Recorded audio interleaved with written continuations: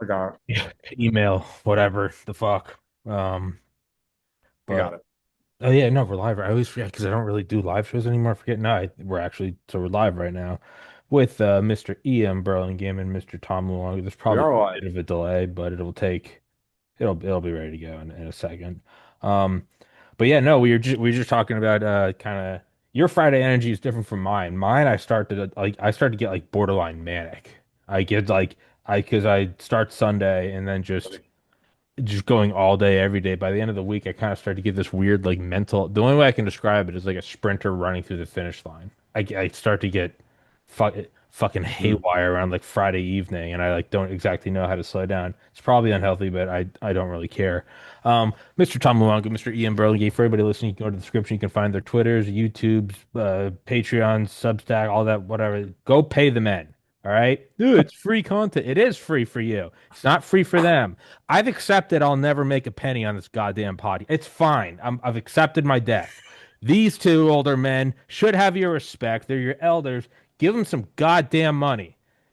Um, He's saying that because he thinks we're going to put him in our wills. no, I know none of this happening. I know this show ends with a silenced Bill, bullet that would from a assume that you have subsonic. assets to like. No, I've already accepted that like one of the Delta Force guys is going to kill me one day, and they're going to be like, I don't want to do it, but I get it. Like I've just, He's going to have to it's get through whatever. Dale. I don't He's Tommy, going even. to have to get Tommy, through Dale first. Yeah. I will you my Yeah. copy of Dune, my friend. I How's just that? no, it's all good. Yeah, no. I told Dale, I was like, if you do it, man, just like wire my parents the money when the CIA and he was like he didn't even say like I'm not gonna kill you. He said something like he said something kind of nice, but it wasn't no, I'm not gonna kill you. So like I said it as a joke, but he was like, nah, we'll do something. And I was like, yeah, that's Jesus. Fuck, okay. It's like Um when you ask out the hot chick and she says maybe.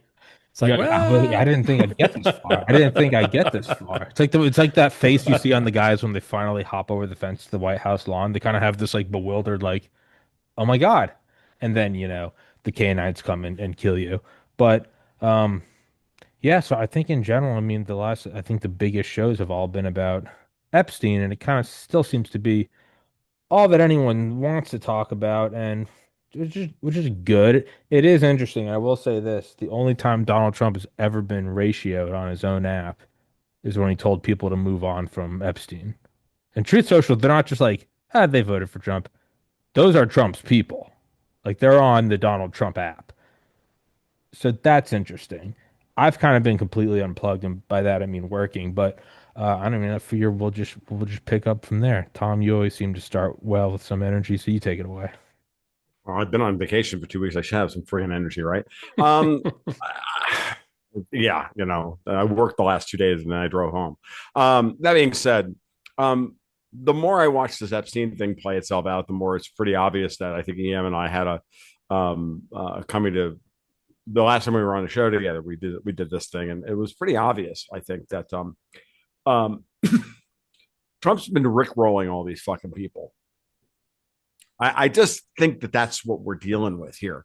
Like he was, but he had to go through the process of first feigning, oh God, this Epstein thing, we fucked it up. Okay, fine. Now it's like, get over yourselves. Oh, and then they pile on, and we find out who can and who cannot pack the gear to serve in my beloved corps.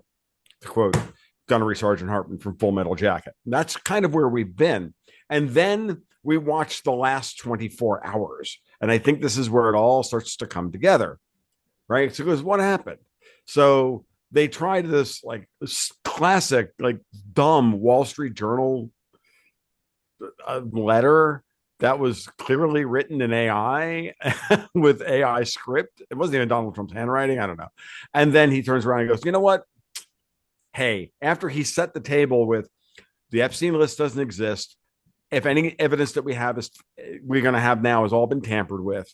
When you really stop to think of it, guys like Epstein, the business deals that they were doing, they don't keep lists. They don't keep little black books of any of this shit. This all of this stuff is intelligence.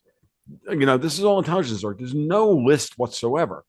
So whatever it is compromised to hell and gone. But the only thing that's not compromised is the grand jury testimony from Ghislaine Maxwell. Oh, and one other thing that came out today. Sure. Which is right? So totally, absolutely agree with you, right? Mhm.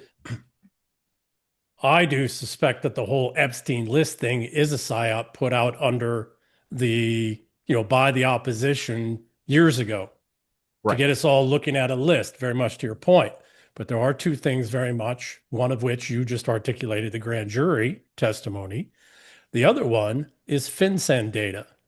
And what came out today, right? Because FinCEN does keep a record of all these transactions. Now, we can't always associate a specific transaction with a specific illicit thing till after a grand jury, till after a causal relationship, a direct causal relationship is established. What And exactly has yeah, happened it in the was last? what was the pin said just to make sure that everybody's on the same page. Because I Yeah. think I So, saw it, but I may not mhm. have. So you have to forgive me. It's Friday. I'm exhausted.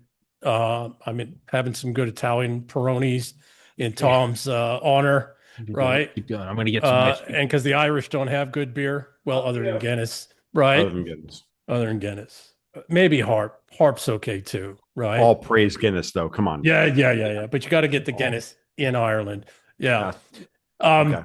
One of the things I saw when I first got up this morning, though, was um, and I put it up on my Twitter here, was a comment by somebody that an individual was going to bring forward the FinCEN data related to Epstein and Epstein's relationships and transactions. And Mhm. I was like, well, as a former, threat finance guy, my FinCEN knows all. Right. FinCEN knows all. So I would actually be way more interested because again, what was Maxwell operation? What was the Maxwell Epstein operation? It was cover for. Well, what Right. was it cover for?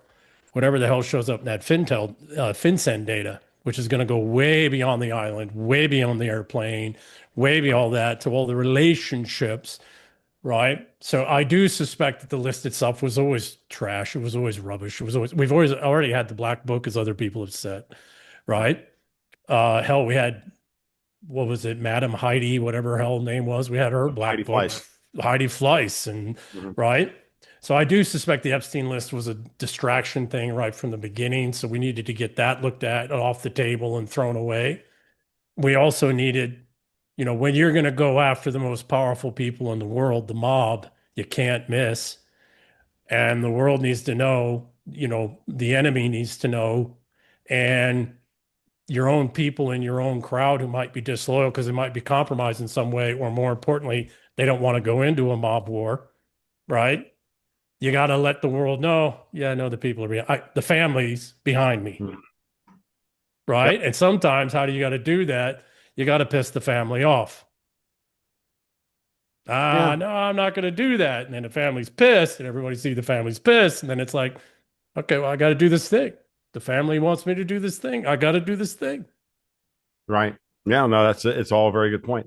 The other thing I that showed up this afternoon, just to remind everybody, one of the things that I've noted in the past, and somebody reminded me of one of my own talking points, and that I brought up with Vince on a podcast, Vince Lanci on a podcast a couple months ago, which is that Trump likes to set the narrative for the weekend on Thursday and Friday, let it percolate over the weekend, and then figure out what the Democrats are going, how they're going to react on Emily's list and all that crap for Sunday. Then they hit the Sunday talk show circuit and all of that on Sunday morning, Sunday afternoon. They come into Monday, all breathing fire, hot and heavy, yada yada yada.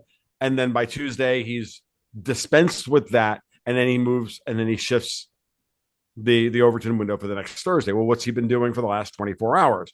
Moving the Epstein list all week towards, or the Epstein story away from the list's validity and to the grand jury, and now the potential for the FinCEN data. And then on top of that, what do we have?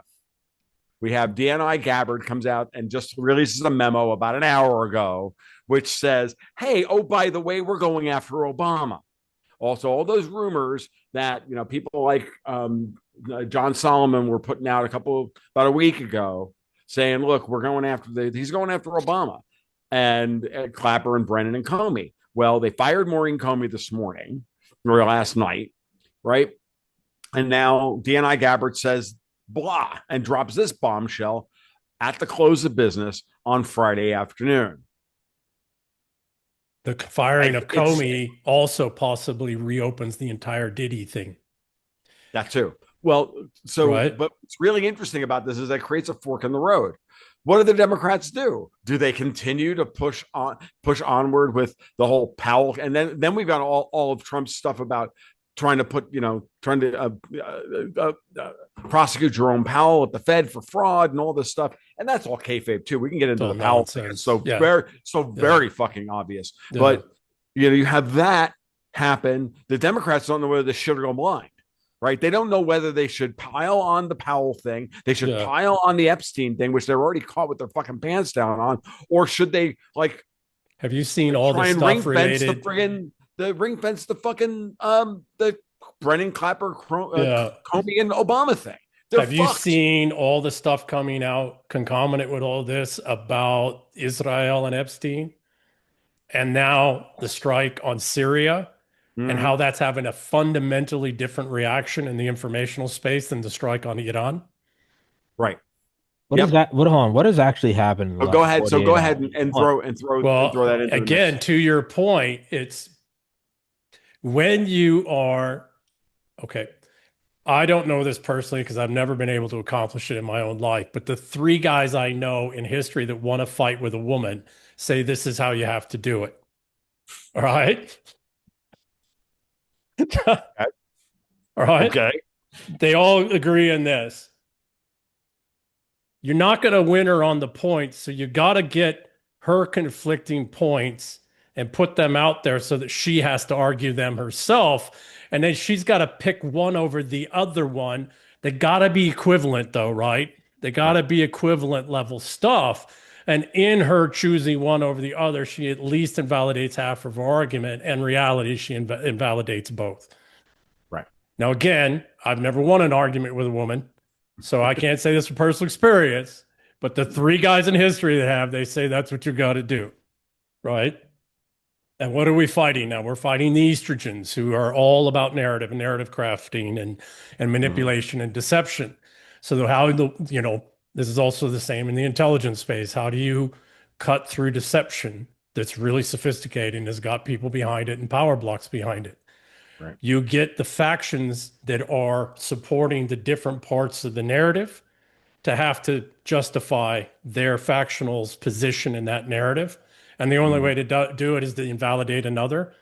None of them can do that because it's all nonsense anyways. It's all made up. It's all BS anyways.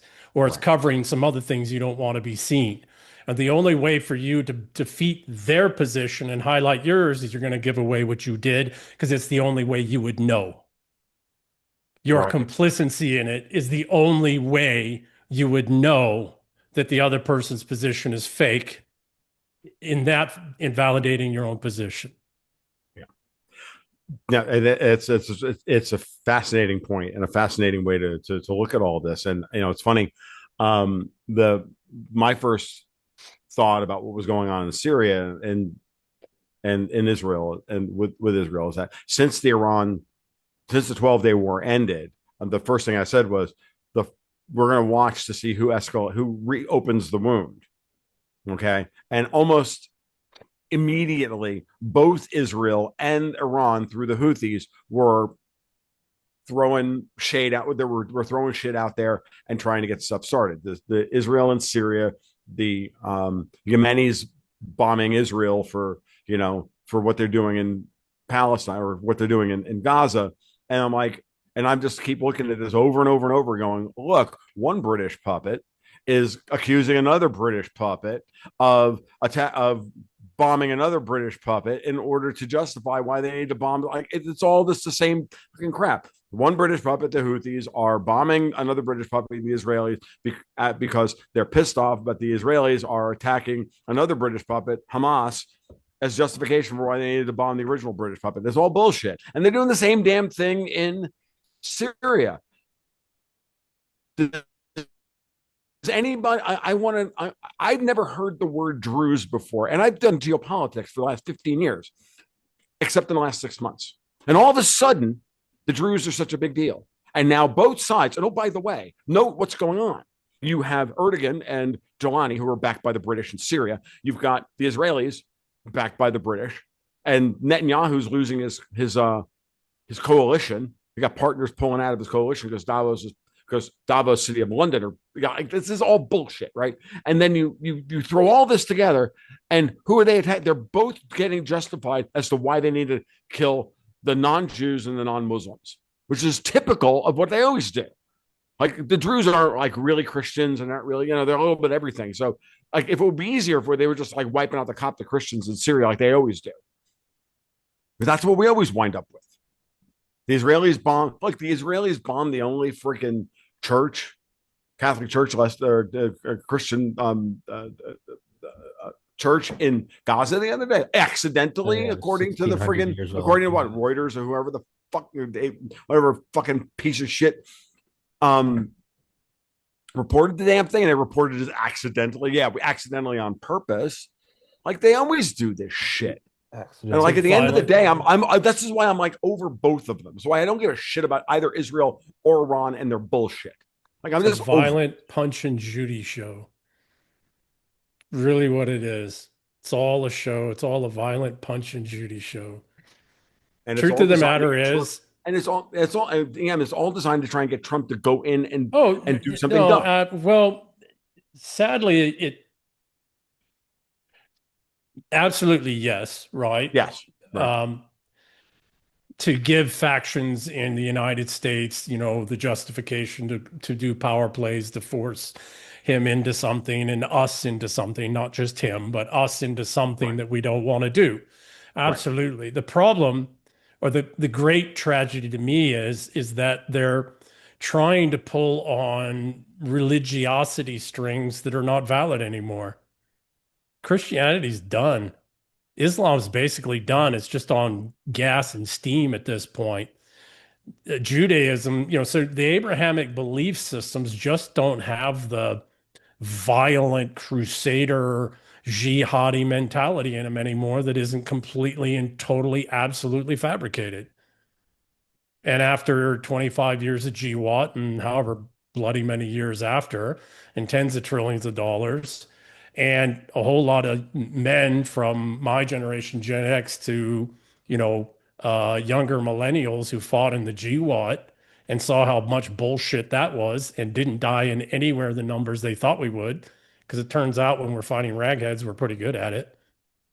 So they're not going to be, and I say that with all due respect to ragheads.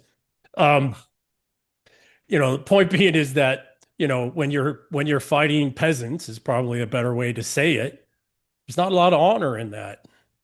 And at a certain point, you realize something's not right here.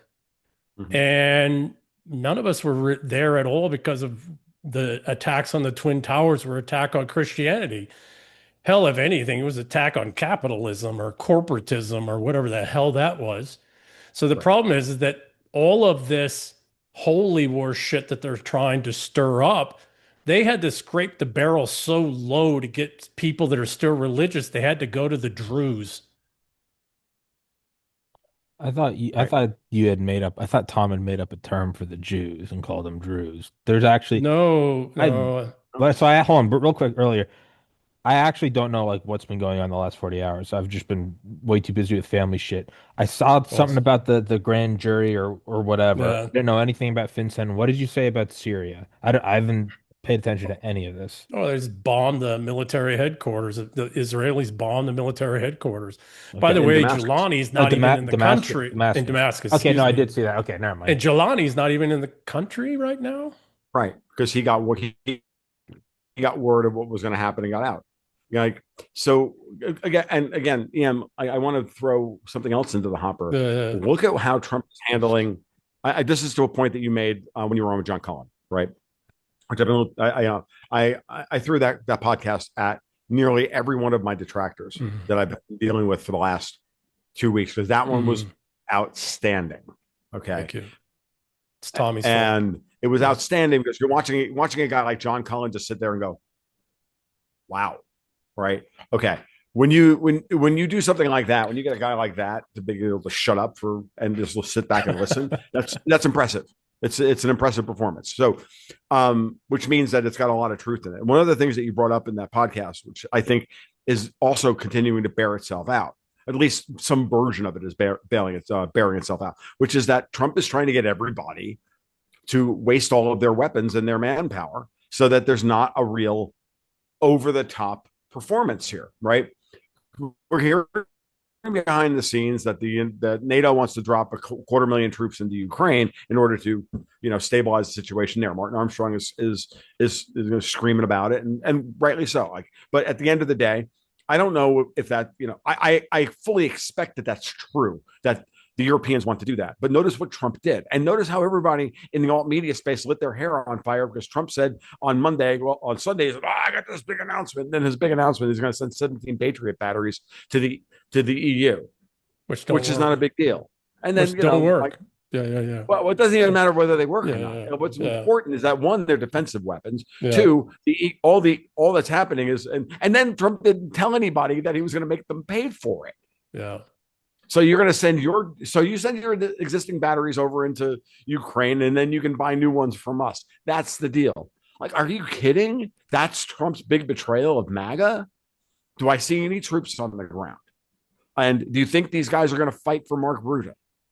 No. You think these people are going to fight for Kaya Kallas? No. You think they're going to fight for Ursula von der Satan? No. Macron.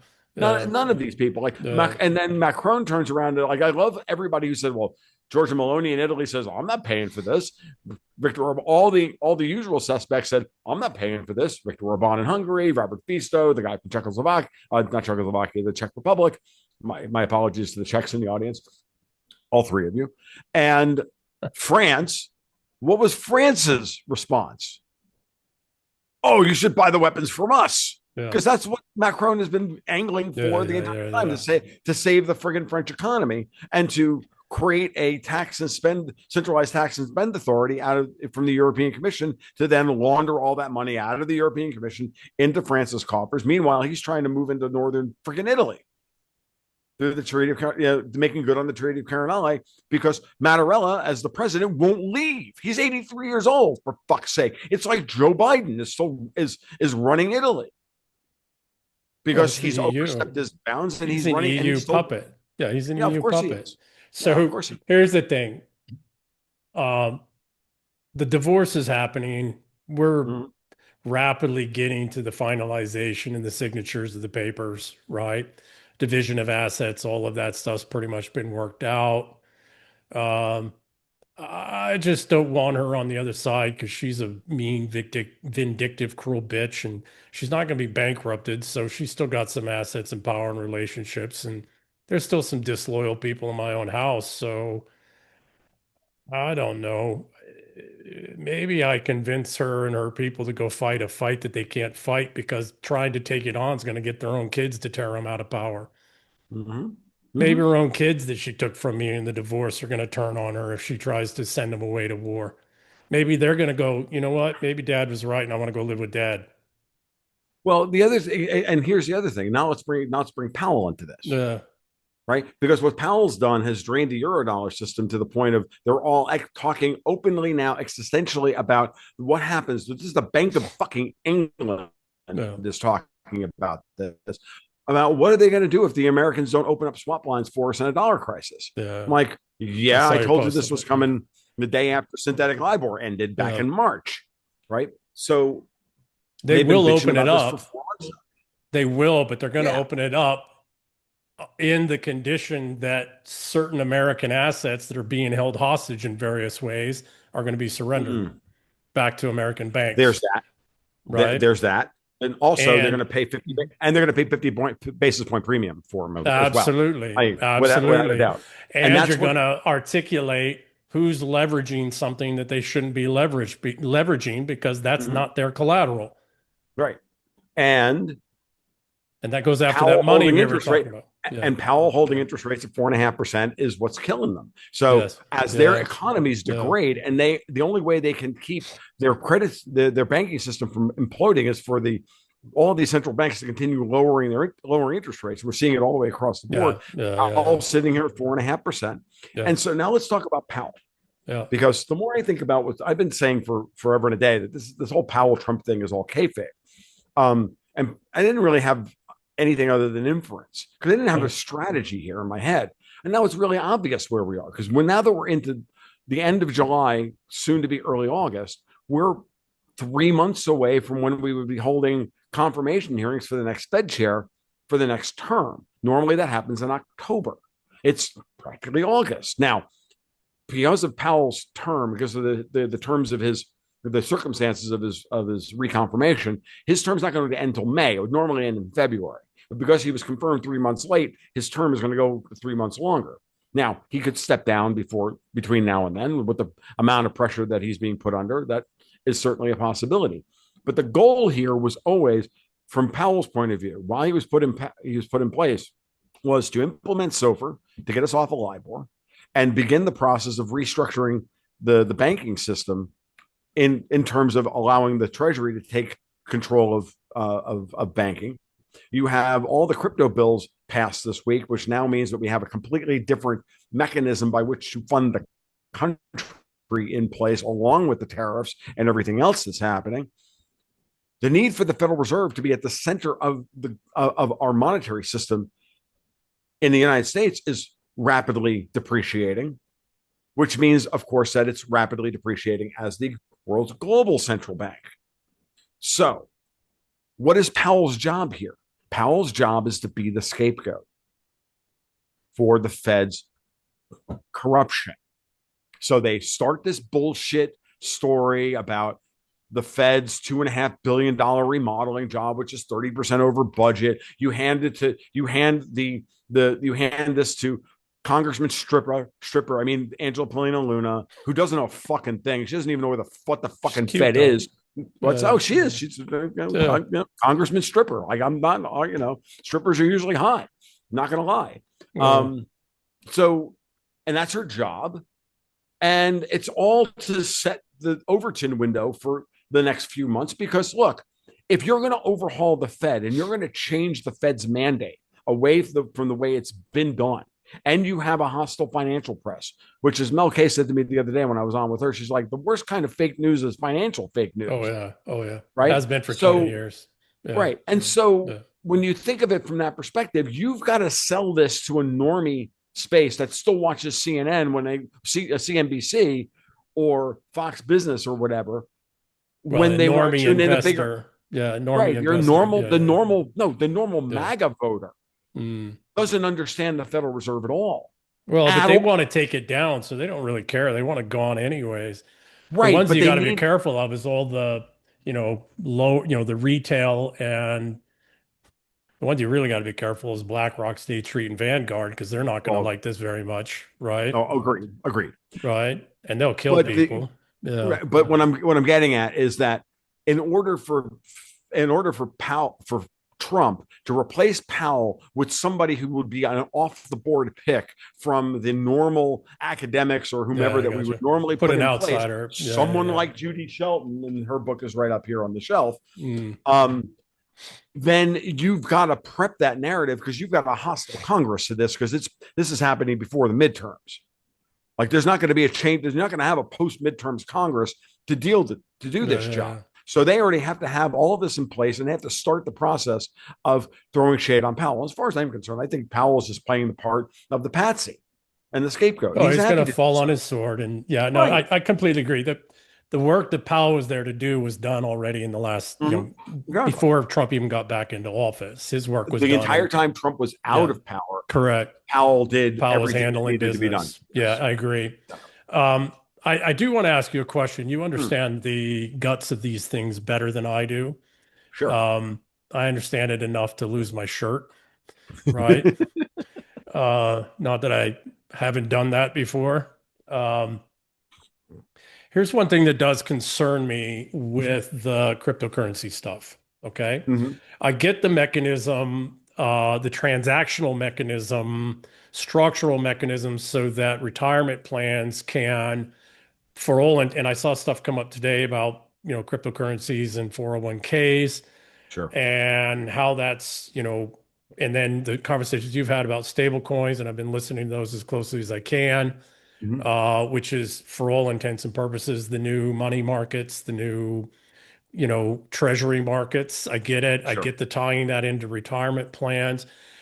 where I have a fundamental concern, and like the kind of concern, and I don't see much darkness in the world. I see a whole lot of gray, but this one's kind of dark, like real dark, is if we can't get the Congress to do Congress shit and fiscally responsibly govern, Mm-hmm. then, getting spending under control, getting programs under control, getting entitlements under control, getting straight up fraud and corruption under control, right? Which is what Maxwell Epstein was really putting in place, was how everybody's getting paid. Right. What did he do at Barclays? What was his background, right? Mm-hmm. Financial structures and schemes, right? He wasn't a financial genius. He was a financial whiz at one thing because he learned from the best. Steve Right. Cohn, Robert Maxwell, right? I don't know if he Donald Barr. Barr, several of which are Meyer Lansky's proteges, right? And Right. there's the tie-in to Israel, right? And others. It sells rocks. But Meyer at a whole different level because helped make it happen, funded, bankrolled, right? The concern I have is that if we don't get Congress to fiscally be responsible, if we don't get the DOJ and, we don't get the Devil's Legion stuff, the CIA, the merger of the intelligence agencies, both internal and external, with the criminal organizations, both, legitimate and illegitimate criminal organizations, then we're looking at the greatest theft of the commons in human history by allowing cryptocurrencies and the Treasury markets to, for 401ks and retirement plans to now have a higher portion of their allocations in these things. And I see it as something, now maybe there's more going on there, and I'm very much interested in your thoughts. But to me, looking at it with just enough that I know and having done algorithmic trading and having been in the guts of these things in the markets, et cetera, that is something that concerns me greatly, particularly given how Congress responded to all the things that Trump or Elon and his team found. Right. So what I would say to this is there's two things. No, there are many things. Let's start with the beginning. The first thing is that we have to get to the midterms. That's the first thing. And so we get a completely different Congress. Yeah. That's one. Yeah. All the old guard are aging out anyway. And what you've seen is nothing more than a big extend and pretend operation to try and get us past Trump so that they can reassert to that Davos, City of London can reassort the uniparty dominance later. Yeah, They're doing yeah. this in everywhere in the world. Yeah, right. And every idiom or every domain, right? Yeah. So there's that. But the thing is the following. The world is moving to digital asset settlement anyway. Like it's happening. There's no 80% there now anyways. We're already there now, Yeah. right? So now the question is, now the question is, do we control the payment chain or do we control the payment layers or do we not? And the big question here is let's not talk about Bitcoin because Bitcoin's collateral, right? Bitcoin itself, as of right now, like gold, is collateral. It's the way it's going to be used. It has the potential through layer 2 and Lightning Network and everything else to do a different job. Till the power's But off. I don't think we're there. I don't think we're anywhere close to that. I think that the way Bitcoin exists right now, it's best served as a bearer asset that is private, that can move outside the Yeah, I got it. the edicts, not the purview, but the edicts of government. Meaning, government's going to say you can't move money. We're going to put up capital controls. You can't move your money out of the European Union as it starts to fall. But Bitcoin can move regardless of the edict. But there's still a record. You can still watch them do it. They can yeah. still watch you do it, but they're powerless to stop it. That's Yeah. an important distinction. Gold Which was the same with bearer bonds, by the way, back in the Right. day. Same with bearer bonds. Krugerrands and yeah. Well, that's the way what I've said Yeah. about Bitcoin is that Bitcoin is the Yeah. bearer bond of the 21st century. I'll give you. So that's Bitcoin. Now you start talking about something else like Ripple, XRP, and I don't care if we're talking about Ripple or Stellar Lumens or whatever. Pick your payment, pick your platform for effectively distributed Forex, right? That you want. I don't care. Like I happen to look at what's happening and say, it's pretty clear that Ripple's being chosen. And it's being chosen by the Trump administration and by the people around Trump. Yeah. Okay. So that's why when people call me a Ripple shill, I'm like, I'm not a shill. I'm just reading the fucking room. I don't care one way or the other. I'm a gold guy, right? Yeah. Ultimately, at the end of the day, I believe in bearer assets and I believe in hard money. Now, the question is, in a world where you're going to have tokenized assets anyway, right? And in order to move money with any degree of facility, we're going to be on some form of distributed ledger, blockchain, encrypted database, whatever you want. Doesn't matter. We're already doing it anyway, right? But what I think it was Christine Lagarde that really made it abundantly clear in the roundtable she did with Powell, Andrew Bailey from the BOE, Ueda from the Bank of Japan, the guy from South Korea, whose name I should know by now, but I don't, on July 1st. Powell was asked, they were all asked about stablecoins. Andrew Bailey, predictably from the BOE, said, hey, look, I don't even know what do these things even pass the test of the definition of money? Like, slovenly prick that he is. Like, oh, please. Obviously, you don't think it's money, but let's talk about it in, terribly British, with a terribly British air. And he did that for 2 minutes. Christine Lagarde comes out and says, look, I believe money is a public good. I worry about them about the move to private money. Therefore, my job is to regulate the monetary system as a public good. I believe so. I am a communist, which is how that roughly translates. It's nice that Lagarde was so clear in her statement. It was nice for once that she said so. Powell, on the other hand, was like, you know what? We're doing this. We were trying to work with the Biden junta, but they were stopping us the entire time to craft crypto regulations so that we can bring them into the system. The Trump administration wants this. We're supporting that action. This is another reason why I believe that there's no air between Powell and Trump. Really, there is some, but not a lot. They're going to do this because this is the path to taking the power of the money printer away from the Federal Reserve and the old Bank of England Dutch central bank style banking system of debt and taxes. Okay, whether it's going to be stable forever or not is irrelevant. Okay, that's not my problem to solve here because we can't go 2, 3, 4. None of us know what second, third, fourth order effects look like. To be honest, I want to. Let me ask you this. Okay, go ahead. Okay. Yeah, go ahead. Yeah. I was going to say this. So that's what I see them putting together, which is a digital dollar that is neutral and doesn't come with programmable parameters that can shut individuals out of the banking system if they want to convert those assets back to hard assets or whatever. That's what the digital euro is going to be. That's what is going on, and that's why the stable coin bills that went through were first fought by people like Marjorie Taylor Greene and others, saying we do not want a central bank digital currency of this type. Yeah. Okay. Well, Treasury's been trying to roll out their own and all of that. And, since we really handed everything over to DTCC, everything's really been digital, right? FinCEN and DTCC for 20 years, 25 years. We worked on that back in the late 90s when I was in FinTech, right? Terribly sorry.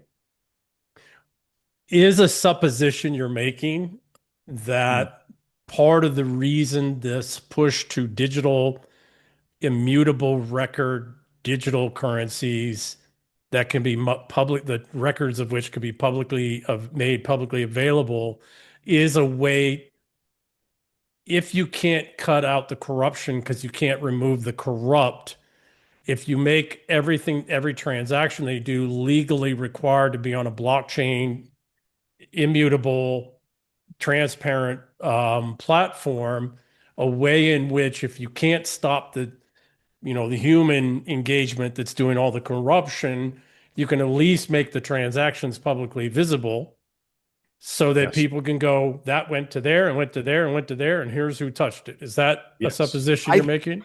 It wasn't originally, but it is.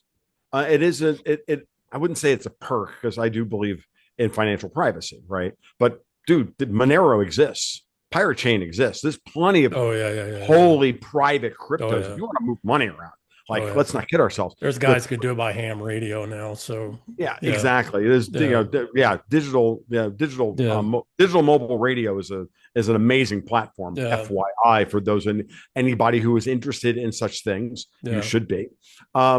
So my point is that where the libertarians in the crypto space went wrong was overvaluing privacy, and I put myself in that category as well. Overvaluing privacy versus the move to having something that was real, right? Yeah. So So it's like everything else. These things are processes. So let's move from the wholly corrupt system that we currently have to a more transparent, better, more distributed system that is decentralized. As that's the next, I don't know. so Let's call it 20 I years. get that. And if that starts to fail, then you're going to watch projects like Monero win the tortoise and the hare race. Oh, it'll go back to hard currency, hard gold, etc. Right. It doesn't quite, I get what you're saying. It doesn't quite answer the question though, right? I am very, very concerned that we have a boomer generation that's getting ready to transition out and transition their wealth portfolios. Mm-hmm. And it is exceedingly suspect to me that right now we are rolling out legal policies. I don't care if cryptocurrency is involved or whatever the bloody mechanism is that's used to allow. So when I was a young guy in finance 30 some odd years ago or 20 some odd years ago, private equity funds, institutional investors could only put up to 4% of their portfolios into alternative assets. And alternative assets included private equity, venture capital, et cetera. Right. Then in the early 2000s, they changed the rules and it went up to, I don't remember, so I'm going to pull a number out. It's not exactly the number, but it was roughly 30% or so of their portfolios. And so institutionals poured into private equity funds. And what have private equity funds done since? Bought up everything, jacked up the valuations, went fund off print, fundamentals, business, financial fundamentals, valuation fundamentals, ludicrously, trying to find somewhere to put all this money to work. And completely destroyed business fundamentals out there and transitioned everything to the only people that had any value in the system is somebody who could have 100-to-1 PE ratio on the stock market because they could borrow the money in sufficient, they could run up enough debts to be recognized as a 50, because no company above 15 to 17 PE, maybe 25 in a new industry, has anything to do with fundamentals. Agreed. So everything went to the reason you had a 50, 100, and some of these are even more PE ratio is because you had the things necessary to, you would buy assets at conflated rates because then you could borrow more money because you had assets at conflated rates. Okay. So that fundamentally broke the economy. Then we see in the COVID that the way in which they, in the GFC, the way in which they cover that is massive money printing and, real interest rates at below zero, interest rates over time below zero. Agreed. That can't be sustained. That starts to run away. It destroys what's left of the middle class. And now I'm looking at, we have all these entities that are way overvalued asset classes, not just entities, but asset classes that are way overvalued. Realistically, the only way to get back to fundamentals that they have to right price, and that's deflation on a ludicrous scale. Now, it doesn't necessarily mean it's price in terms of consumables and those things, but in terms of hard asset prices, those have to substitute. So now nobody wants to do that because that crashes the whole Ponzi scheme. So now what are they looking at? They're looking at the boomers with several, trillions of dollars in 401ks and pension funds. And yes, there's massive shortages in that, but there's also massive wealth in there for those 20% or, and it really is only about 20, I don't remember the numbers, but it's just over 20% of the boomers that really benefited retirement wise in the whole largesse. Right. So now I see this move, I look at the stable coins and the cryptos and adding cryptos and all this other things. And I'm looking at this and I'm like, in my own lifetime, I've watched two great theft of the commons. And now I'm looking at, and it looks like they're getting ready to do another massive theft of the commons. I've seen three. Yeah. What was the 1999, 2008, 2020. So the question, and so I agree with you that's what I agree with you. This 20 is why was light though. Yeah, 20 was light and it didn't get them what they wanted. So now they got to do, but anyways, go ahead. Yeah. So I was to say is what I've noted with millennials and it's even more so with the quote unquote Zoomers, is that they're very debt averse. They're very leverage averse. I've seen this, and because they've been living in a depression, and our depression ancestors were the same way for their whole lives. Exactly. No, I agree. Yeah. What I'm saying is that they watched their parents go broke 3 times. Yes. Yeah. Okay. And their elder siblings. They're not. What they want is a system built on assets that are properly valued. So, to all of your points, what I see in the short term, this is the same argument in many ways I have with Dave Collum every time we get together. Dave says, "Would you buy a treasury a 30-year treasury at 5%?" Well, I'm not the target market for the treasury bond at 5% at this point. That's not for me to buy.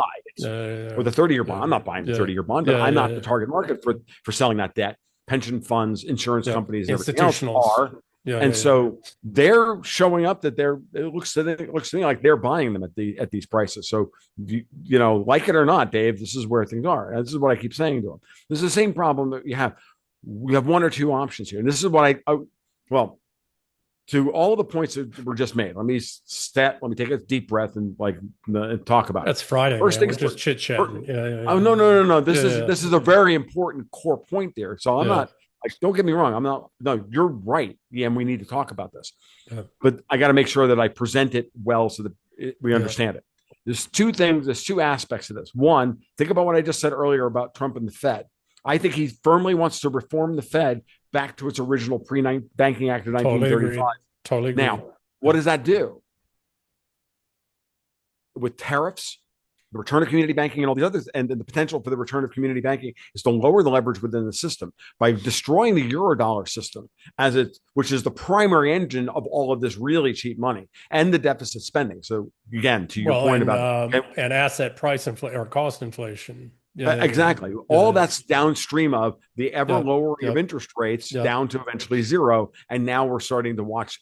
Now we're back up to real positive interest rates, and they have to be there, and they're going to have to be there for a long time in order to undo what's been done and to rebuild the middle class. So what I see Trump doing is getting us ready to shift the financial system away from that old one, stablecoin / cryptos, as a means by which to get the money creation back under the Treasury as opposed to the Federal Reserve and the commercial banking system, and leave and that's I think where they're headed. I don't have it all chapter and verse in my head. Okay, so what I'm seeing with the crypto stuff, having been a .com guy, Turbo. But I would say the last thing to talk about, the last thing to say is there also has to be another round of nominal inflation in the bearer assets and the collateral assets that exist with it to undergird the system. What I think they're trying to do is to stabilize this price level now, raise wages, raise the cash flow of the people who are actually working, so that the boomers don't that we don't all wind up with the banks collapsing because credit-based asset prices, the deflationary cycle. Right. So we're just going to see not inflation per se, but we're going to see stagflation as that these prices stay the same and everybody's wages and their disposable income rises along with the bearer assets that the private sector actually holds, which is in this case is gold, Bitcoin, their houses, and their durable cash flow streams. And if they can, let's just put it in financial terms, if we can actually get free cash flow yield on our earnings, that's net positive, which has been the problem for so long, then this problem eventually solves itself.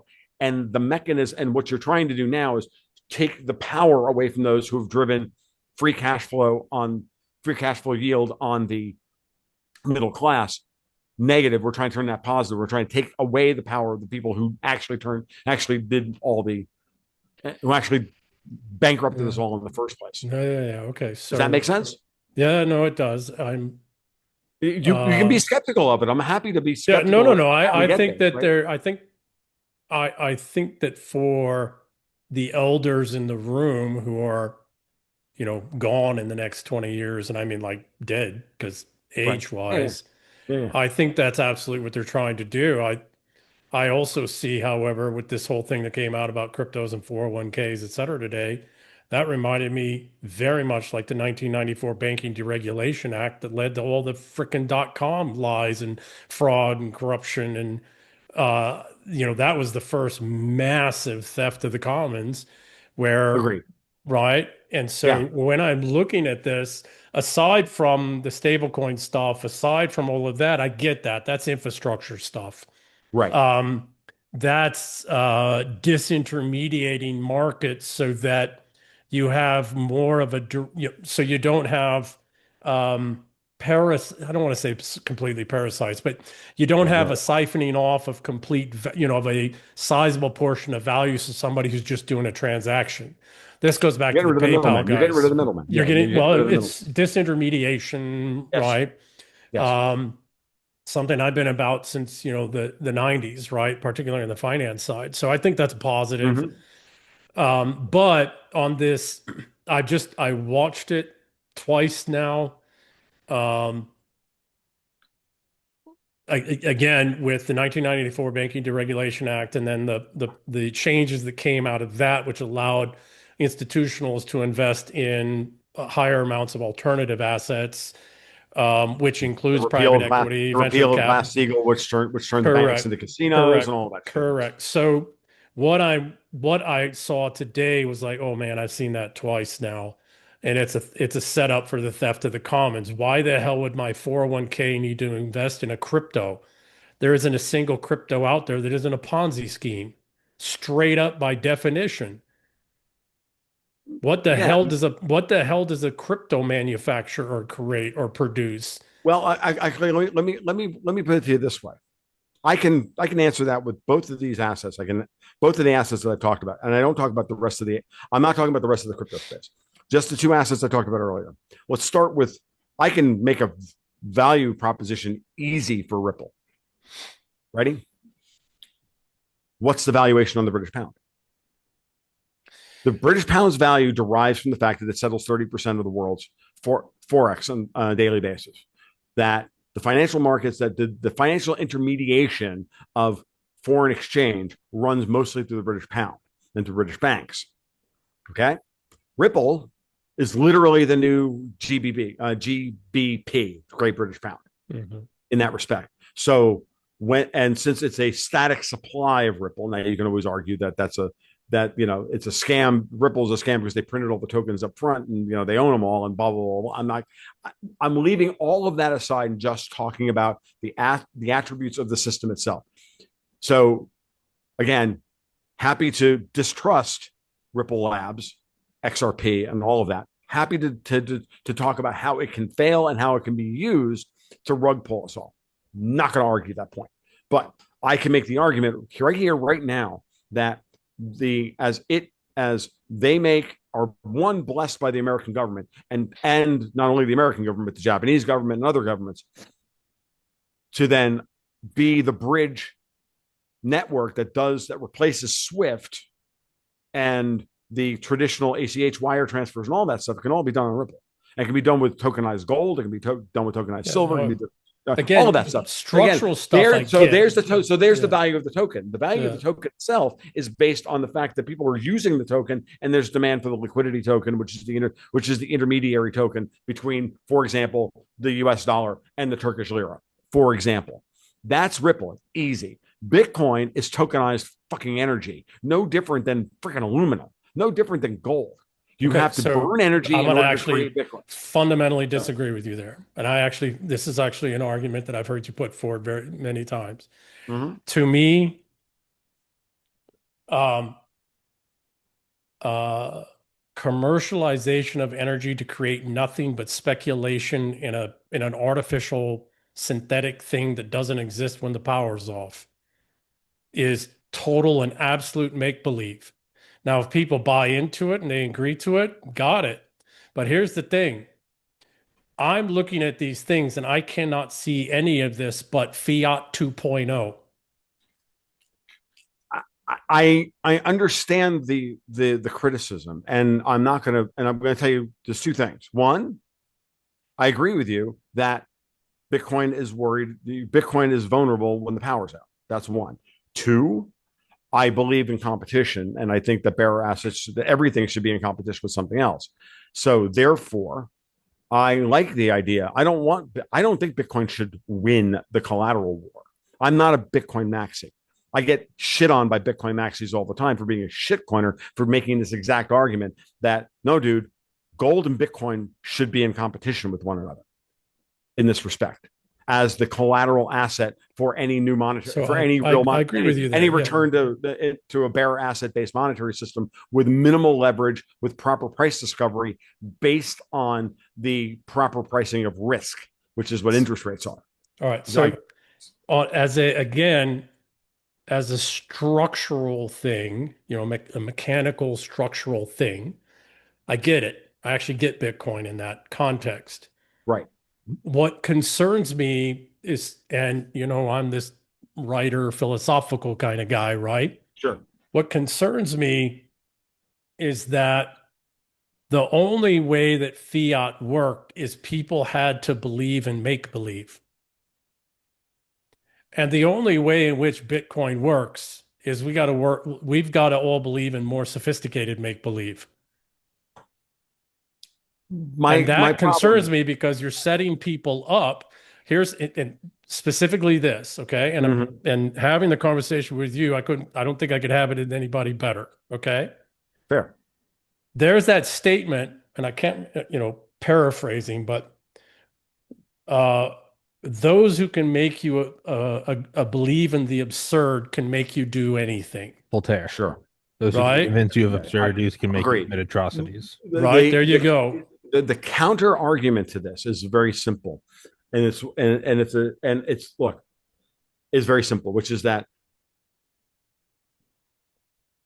I'm a subjective theory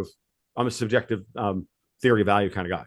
I do not believe in absolute value anything. I don't believe there's intrinsic value. I think everything has only the value that we impute to it as people, because we want to use it as a tool to turn what is into what we want or what will be. Yeah, the alchemist's dream. It's the bloody alchemist's dream. Well, no. It's not actually. And what I'm saying is, we create we impute value to things. That's what we do. Now, seashells exactly. And again, the medium of exchange is just a means by which to disintermediate the time problem of wanting to get. I need wood, you need shoes, and I need to build a house, and you need to shod your feet. And we need to figure this out. And barter's really inefficient, so we created money. I've been saying this since I had hair. Like on 6 days, God created the world. On the seventh day, He rested. On the eighth day, man created money to get shit done. Like. That's the way I view the world, and that's what. And I don't. On the eighth day, man created money because of strippers. Well, okay, fine. He wanted to get shit done. I get it. I'm good. I don't care what he wanted to. That's just a variation of what Tom said. Yeah, exactly. Still the same thing. I'm for infantry. I think we've already established I'm good with strippers, right? And I'm okay with the fact that they exist, right? Okay, so that's all. That's okay. It. So what I'm getting at, ultimately, the last thing to say about this is that ultimately we have to trust, and that's a hard thing to do here. We have to trust that humanity, at some level, understands the scam or will understand the scam. That's they live under this scam. That's enabled by. They live under this scam. They're going to replace it with a slightly better scam until they eventually get back to. Something that's reasonable, and we're not in control of any of that. TM. That's okay. My. So that's I don't disagree with that. Okay, so very much moving the conversation forward. This is something that's really been in my mind of late. Okay, is fiat's done and has to go. It's run its course. Okay. I look at all this crypto, the blockchain stuff on a technological level, solid. That's not going away. Mm-hmm. That's got to stay. That's got to, financial disintermediation is the most important critical thing we can do to free humanity, right? To free up capital, to not burn Right. capital, because every time a financial intermediary takes profits out, takes, cut out, and their cut's Yes. real, right? Yes. It's real, it's earned, and then whatever, that's taking away from actual fundamental reinvestment and productivity, straight up. Okay. A certain amount of it has to happen because some of these transactions are multi-party and they're complex, and I get it, right? Okay. The problem that I have is this, and again, started in tech, went into Right. finance, went into banking, and then went into special forces, right? And then back to tech and Mm-hmm. finance, and now mostly medical stuff is what I work in, because I think that's the real frontier we have to win right now. Because none of this matters if people aren't healthy, straight up, right? Agreed. And I don't care if robots get sick and all that stuff. So um, humans got to get healthy. We need humans. So, but the point I'm getting at is this: we went to the fiat currency because we had bankrupted hard assets in a century plus of warfare. And Maybe. now we are moving to a new form of more sophisticated fiat. And I'm going to tell you straight up, I don't know any guys from my community, community of communities, that are willing to go kill somebody somewhere over cryptocurrency or Bitcoin. No, I hope or they even don't. dollars at this point. Here's the With some exceptions, of course, right? okay. Yeah. Strippers. Sorry. The one of the things that I thought about a long time ago, this is where I really began to kind of, I don't know, I maybe it's arrogant on my part. I don't know. Let's salt this Okay to be but arrogant I if you started can to back it up. I started to really um, break with hardcore Austrians over monetary resolution and inflation. Mm. Okay. Mm. Here's the fundamental problem with gold. And it's a real problem with gold, which is that it's only so divisible. Human ingenuity, it is, unless you digitize it, unless you create a. I have a different thought of why gold's vulnerable, but go ahead. Okay. So I'm just thinking about it purely from a monetary, we need to deal with we need to deal with the comparisons between this iPhone and this cigar, and thankfully they're both worth more than $1, so we can figure it out. But what happens when it's a screw, right? And we make you can't buy a screw for enough gold. You can't put enough gold on the table. I just need to buy a screw, right? What happens is, and this is a testament to human ingenuity. It's a testament to what we do to break down and destroy profit by innovating. And as this new technology obviates and depreciates old technology, what happens? Or efficiencies drop everything to drop the production of goods to their commodity price, their commodity costs, or infinitesimally above their commodity costs, and there's no profit margin. That means there's no incentive to build the thing anymore. Unless, and then you have to do one of two things when you start to get into comparisons that are less than the smallest divisible unit of the monetary thing that you're using at this moment in time. And if it's gold, at a certain point, there's not enough gold, right, to move the gold to do what needs to be to resolve the transaction. That's one aspect, and I'm taking away the distance portion of this discussion. Because that's another layer to this where, okay, well, what you're arguing for then, Tom, is the deracinization of the family and the community and everything else, and not keeping production local. I know where that argument goes as well. So ultimately, when you have something like that, and there's not enough money, then we as humans create credit, right? And we create credit as in order to be able to figure this stuff out. Eventually, the credit becomes more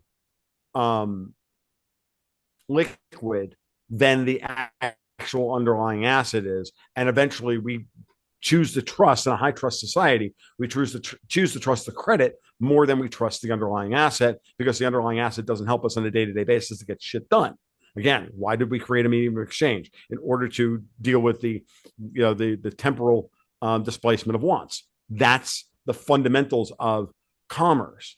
So over time, you can do one of two things. You can move away from gold and then move to dollars. Dollars have more resolution than gold. We can set the dollar to some number of ounces, some number of dollars to an ounce of gold, and then we get all this monetary resolution.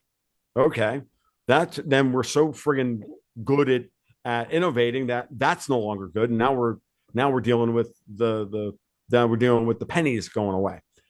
I'm not saying that that's where we are today and why we need 8 decimal places on Bitcoin. I'm telling you that this is part of the process by which new money displaces old, or new currency displaces old currency, right? As in the monetary I don't resolution. disagree with that.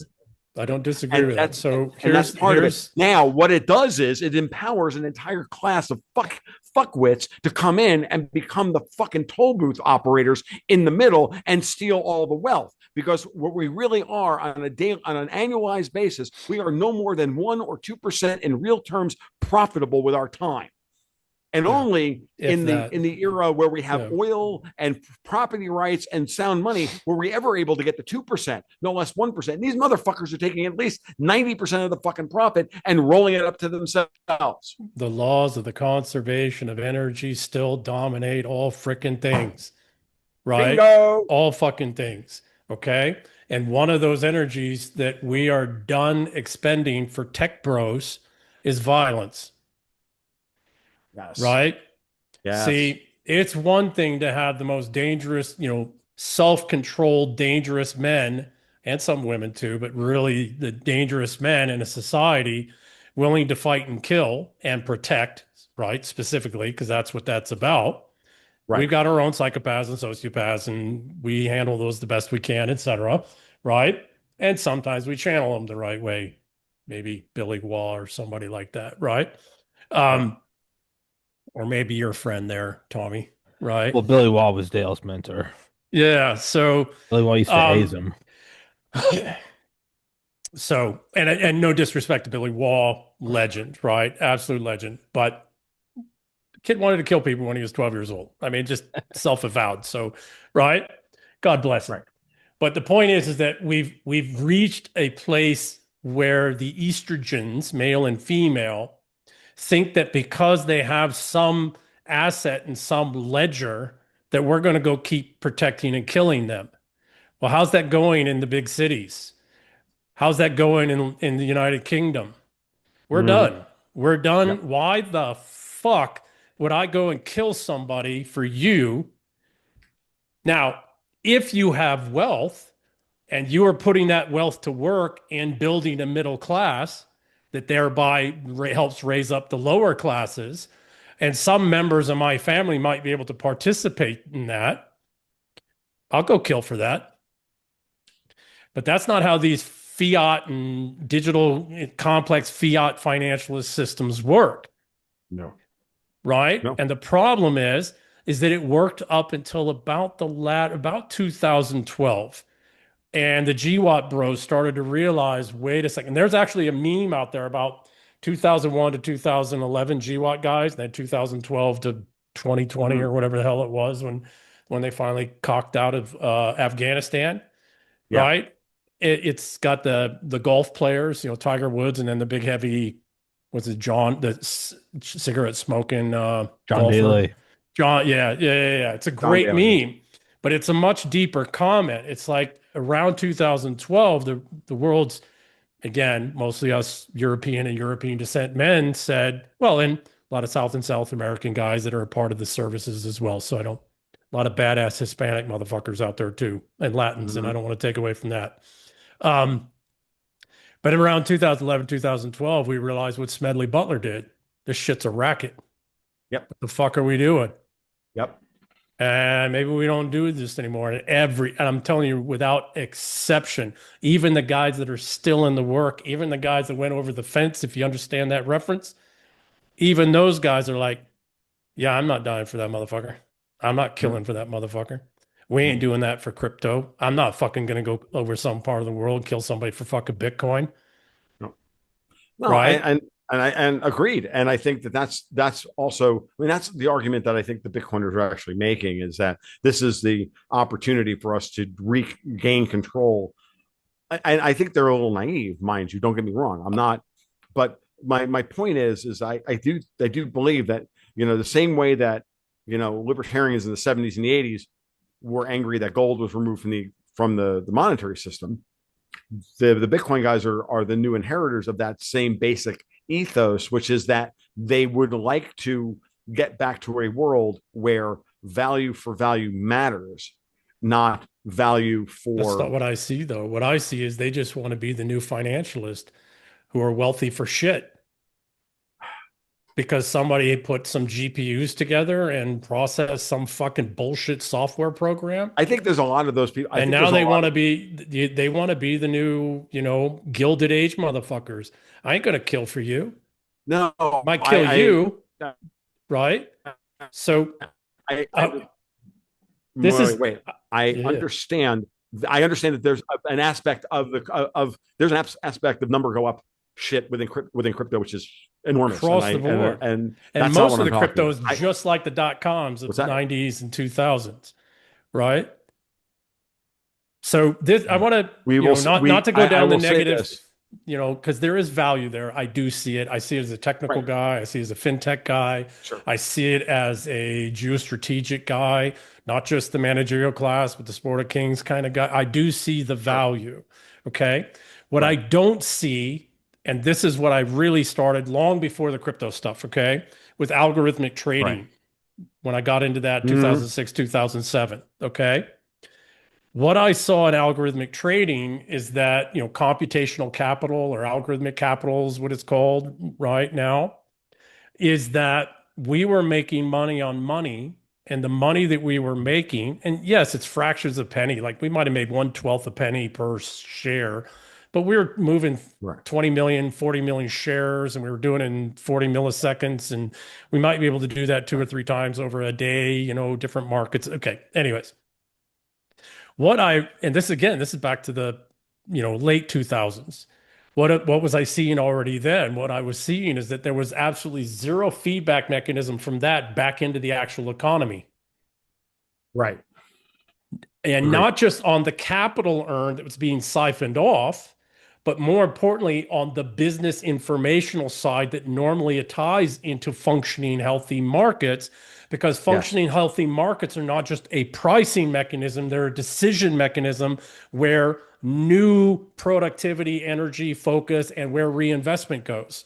And algorithmic trading came along in the 90s, or in the 2000s, well, it came around the 90s, but the high frequency stuff was really taking off in the late 2000s. And we were siphoning off, and now we're at 90% of market transactions are just algos on algos.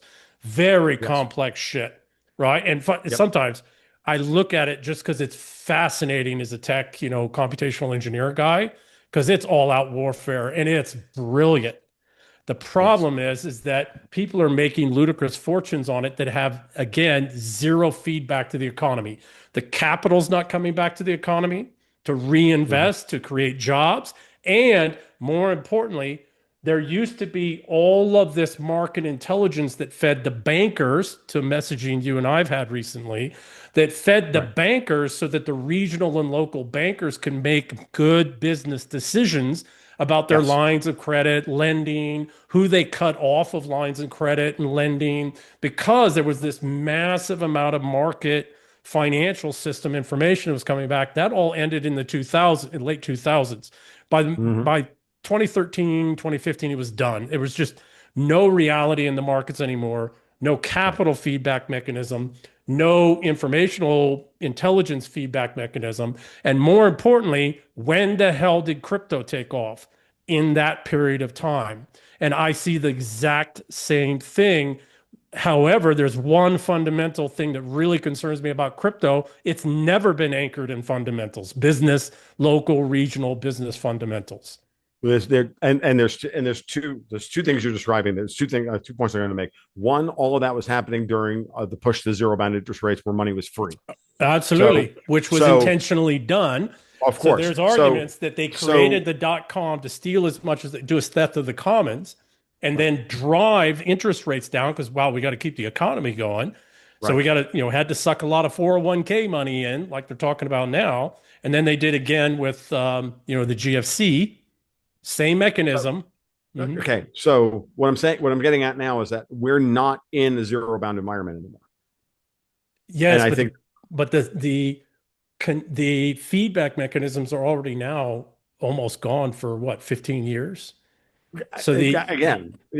And so this is what you're describing now is the peak of the insanity, right? We hit the peak of the insanity. We're past the peak of the insanity. Now I think we're now on the other side of where sanity is beginning to work its way into the system.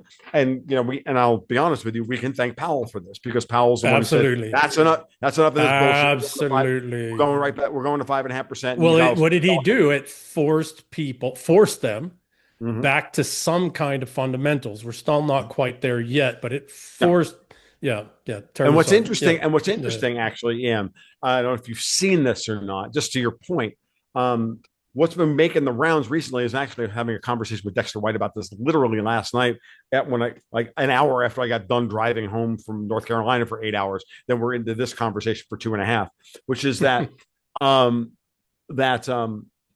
minus the TFANGs, the seven stock, the Mag 7, whatever you want to call them, minus those, you've seen this chart of the S&P 500 minus those stocks down 80%.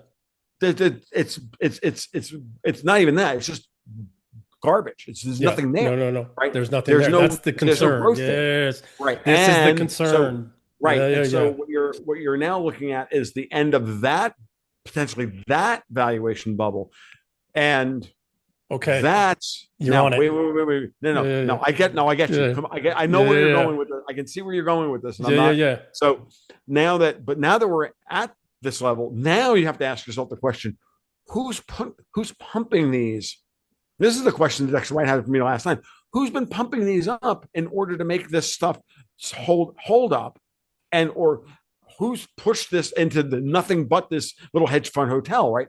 So that we have for these 7 stocks, and if these 7 stocks are they a critical vulnerability of U.S. capital markets? Because if that's foreign money that pushed in, it's going to be foreign money when it leaves. It'll crash the stock markets. It's our money. It's our money.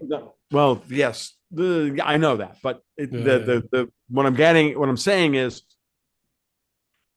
this is as far as this thing goes. They've now pushed the entirety of the and remember the equity markets. So this is the problem. The equity markets are so much smaller than the actual bond and currency markets.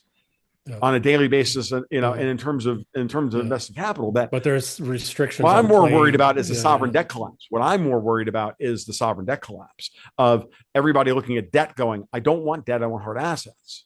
I want something, and they want tangible assets. Okay, so here's what scares me.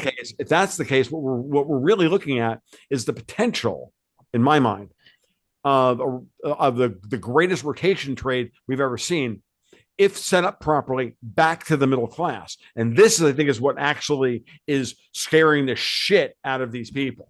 It scares me, and I'm not one of these people. And here's what scares me, okay? You're getting right to it, and I appreciate, Tom, okay? What scares me is that some of the, I don't remember what Tesla's at or SpaceX, et cetera, the FANGs are at, but they're so far, I remember Apple or something was over 100. How can Apple with its market share be trading at 35 times earnings? It doesn't make any sense. So as much as I like Apple as a company, I just don't understand why it's trading at 35 times earnings, other than there's nowhere else to put the money. There's nowhere else to put the money. So the thing that scares me is that we can't. So in order for all that to happen, you have to have enough baseline economic inputs to those companies to justify the lending, the borrowing, the turnover, and you do the machinations, the stock buybacks and all of that. But it's really, how do you conflate the success of the company enough that lenders are going to put money in you when they have to do, even today, still have to do due diligence and they still have to do risk management and all of that. And everybody knows it's BS. And there's like 3 major companies in the country that do major due diligence for these big firms. And they hire idiots straight out of freaking business school who don't know shit but other than how to do a report. I know because I've dealt with them. And I was like, are you fucking kidding me? Right? And then I get looking at me like, what do you mean? I was like, well, motherfucker, I've been in this for 25 my 5 favorite words in the English language. Are you fucking kidding me? Are you fucking kidding me? Right? Okay. I get it though, right? And this is kind of why I took a break from Twitter for a week here, as I was realized that there was a lie that was being used to move something forward. And I realized, fuck, I don't like lies, but that lie needs to be there to move this thing forward. And so I need to take a break because my instinct's like, that's a fucking lie. Here's how it's a fucking lie. Don't you fucking lie about that. And then I realized, okay. Anyways, point being is this. Okay. The thing that concerns me is they can't, the underlying base economic data is we are in a depression. You can just drive across this country, see it. Where the fuck do you think all these homeless people came from? Right? And the modern tent cities are RVs and camper vans and converted vans, and they are everywhere in this country. Everywhere. Okay. So we drove the back roads mostly from North Carolina to Georgia. We got off I-75 in Macon, drove from Macon to the mountains northeast of Asheville. And all I noticed was RV park everywhere. RV. They're full. And when you and I are old enough, back when we had hair. Yeah, I know. And they're all when we had hair, when we were a kid, you would rarely see anybody, even in holiday season, in those. They are full. City back streets are full. All of the little pullouts in California, when I go back home to California, right? Now, by the way, if I was going to be living in a van, I'd probably be doing it in California. I just got to admit, I love the sea. I love the sea set. Right? You can survive. I'm in Portland, Maine, and there's a couple months that I truly believe kills off homeless people. So yeah. Well, it's the same in northern states as well. That's why you don't see many homeless in Alaska, or even here in Idaho. Southern Idaho. Why I'm moving to Tennessee, folks. Like it's the same thing. There you go. Okay.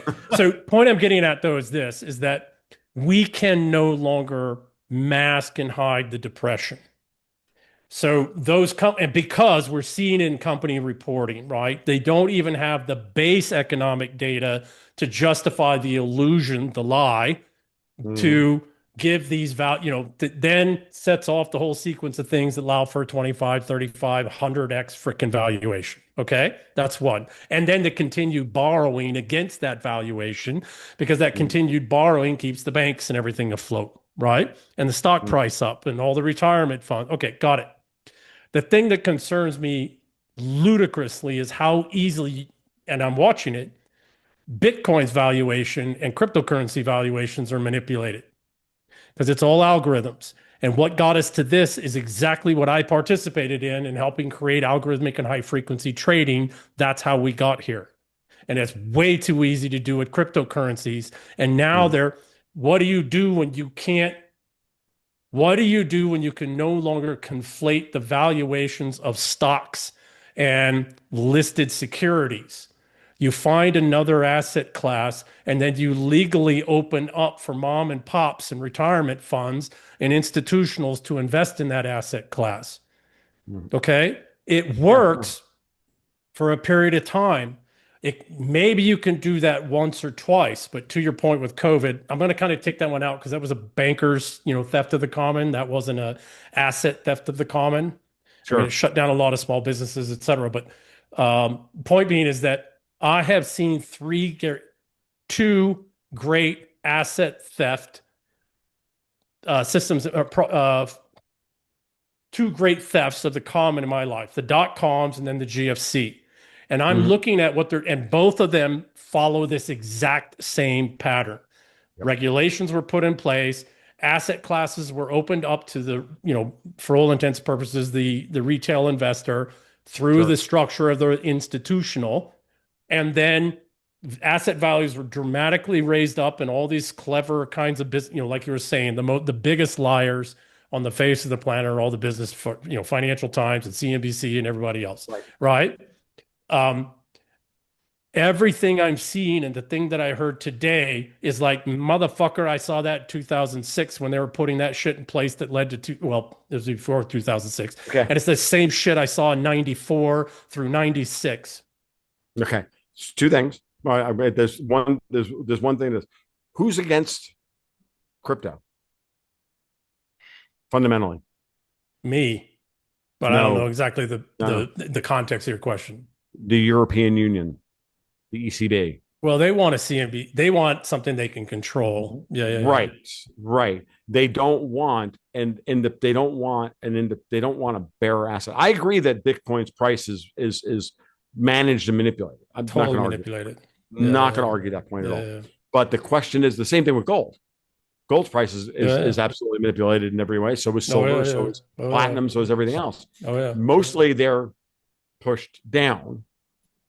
I think, and I've been saying for a long time, I think these assets, the core assets that make up a real middle class, the moving money back, wealth back into the middle class, the bearer assets that remove the leverage from the system, that remove the 100x PDEs from the system, that remove the 50x, CDOs and all the financialization, making money on money. But all of this is pointing to treasuries, to something you've articulated. And I know that's not going back into the base economy. Hold on. What I'm saying is, I understand where you're going with that. And yes, like we have to create a market as the United States in order to transition from the current system to where we need to go and bring collateral back to the system that's properly valued. Again, we are dealing in a system that has so much leverage relative to the price of the collateral, meaning the collateral is undervalued, which is why gold doesn't circulate. It's why Bitcoin doesn't really circulate. It's Gresham's law. Shit money circulates, overvalued money circulates, undervalued money doesn't circulate, right? That's Gresham's law properly stated, is hoarded, right? It's not bad money drives out good. That's the popularization of it. It's very important that we get that idea under our belt. I see this, what we're dealing with right here is the transition state where you can restore faith in the institution that is going to manage your let me really back this up. I have a desire to see the United States declare and make stick a final independence from the old colonial powers. Part of the order of operations in that is that we have to fortify not our institutions of government at most, so that we can fortify the existing structure of how that government is both financed and funded and how the system currently is liquefied, which is the U.S. Treasury market. Okay? Yeah, totally agree. But that is nothing more than a transition state to the next version of reality after that, which is the removal of the central bank and the return of rational risk pricing within a system where the interest that we pay to get access to money has gone through all the things that have been suppressed. Gold prices are suppressed. Because gold prices are suppressed, we have the rise of the financialization of the world. Everything you just beautifully elucidated. Okay. We have to transition that system away from that. And I believe that I almost have to believe that there's enough people that realize that this is the thing. And in order to win the independence first, you have to go through this process of extricating yourself from the old system. This is not to say that everything you just pointed out is a potential pitfall of that transitional state. Okay. That we wind up there. But for me, the order of operations is you first have to declare independence and use this existing system against the fuckers who put it in place in the first place, bankrupt them with it whatever value of the word bankrupt you want to put, and then transition to a different system, which is based on real capital flows, not okay. So I see it. do fundamentally agree that to remove yourself from a slaver system, you have to break the chains with the slavers, Yes. right? Totally Yeah. agree. Mhm. What I am seeing, however, is we are breaking free of our European and through the city of London, European slavers for the first time in the history since this was colonies. But what I'm also seeing is not anything to do with rebuilding the middle class that they talk about sometimes, but a complete and total anchoring to our own slavers in the form of all of the things I'm hearing. Mhm. I'm hearing fuck all about anything that actually directly takes capital flows and puts them back in the banks in such a way that they're incentivized to loan small and medium sized businesses and new startup companies and new businesses. All I'm hearing about is funding the fucking treasury market. So what I'm here, and I'm looking at the boomers aging out, and I'm seeing government people salivating, right? Like, oh God, that's trillions of dollars of liquidity that we, of assets that we can take and move into treasuries in these sophisticated ways.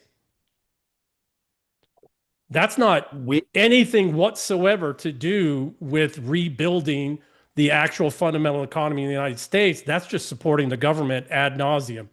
That's just paying their debts, keeping their debts going, giving I them the think collateral to keep buying, right? I don't I see anything. The only conversation I'm hearing that's real, that's fundamental, that's substantive in anybody behind it is about how we, through these various mechanisms and methods, stablecoin bill, all of it, now opening up 401ks to investing in cryptocurrencies, stable coins. What is that? That's a way to get 401ks that are in actual no. assets Actually, wait, to wait, wait. invest in treasuries. Stable coins don't do anything other than be a vector by which treasuries can move.